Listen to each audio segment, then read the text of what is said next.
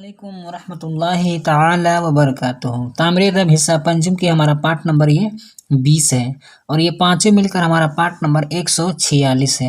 نور محمدی صلی اللہ تعالیٰ علیہ وسلم کا ظہور، یہاں سے ہم پڑھیں گے۔ چلیے ویڈیو کو شروع کرتے ہیں۔ بسم اللہ الرحمن الرحیم۔ جب اللہ تعالیٰ نے چاہا کہ نور محمدی صلی اللہ تعالیٰ علیہ وسلم پردہ غیب سے نکل کر زمین والوں کے سامنے ظاہر ہو، یہ ایکسٹرا ہو گیا ہے، تو پہلے اس نے زمین کی مٹی سے حضرت آدم علیہ السلام کا پتلا تیار کیا، پھر اس میں روح پھونکی۔ اب حضرت آدم علیہ السلام ایک زندہ انسان بن گئے۔ آپ سے پہلے پورے عالم میں کوئی انسان موجود نہ تھا، کائنات میں پہلا انسان آپ ہی ہیں۔ پھر اللہ تعالیٰ نے آپ کی مقدس پیشانی میں نور محمدی صلی اللہ تعالی وسلم کو رکھا اور آپ کی تعظیم نیز نور محمدی کے احترام کے لیے تمام فرشتوں کو حکم دیا کہ تم سب آدم کو سجدہ کرو۔ کل فرشتے ایک ساتھ ہو کر حضرت آدم علیہ السلام کے سامنے سجدہ میں گر پڑے۔ وہاں فرشتوں کی جماعت میں ابلیس بھی تھا۔ وہ نور محمدی کی تعظیم اور حضرت آدم کی تکریم سے جل بھن اٹھا اور سجدہ کرنے سے انکار کر دیا۔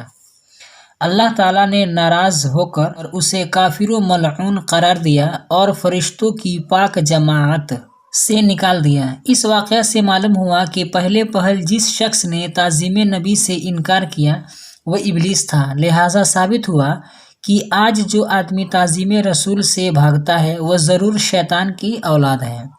حضرت آدم علیہ السلام کو اللہ تعالیٰ نے رہنے کے لیے جنت عطا فرمائی، لیکن چونکہ آپ تنہا تھے، جنت میں آپ کے علاوہ کوئی دوسرا انسان نہیں تھا، اس لیے تنہائی کے باعث آپ کا دل گھبراتا تھا۔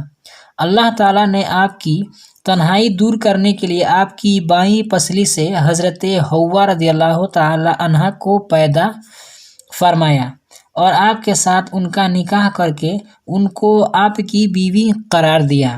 پھر جب تک اللہ تعالیٰ نے چاہا آپ دونوں حضرات جنت میں رہیں، بعدہ بحکم الہی زمین پر اتارے گئے۔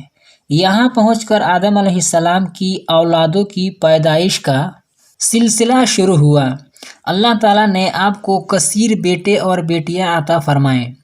یہ سب اولاد حضرت حوا رضی اللہ تعالی عنہا کے شکم مقدس سے پیدا ہوئے۔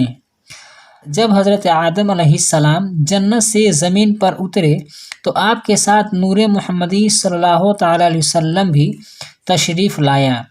پھر جس وقت آپ کے صاحبزادے حضرت شریف علیہ السلام پیدا ہوئے تو نور محمدی ان کی پیشانی میں جلوہ گر ہوا۔ پھر وہ نور حضرت شریف علیہ السلام کی نسل پاک میں ایک دوسرے سے ہوتا ہوا حضرت نوح علیہ السلام کی پیشانی میں جلوہ نما ہوا۔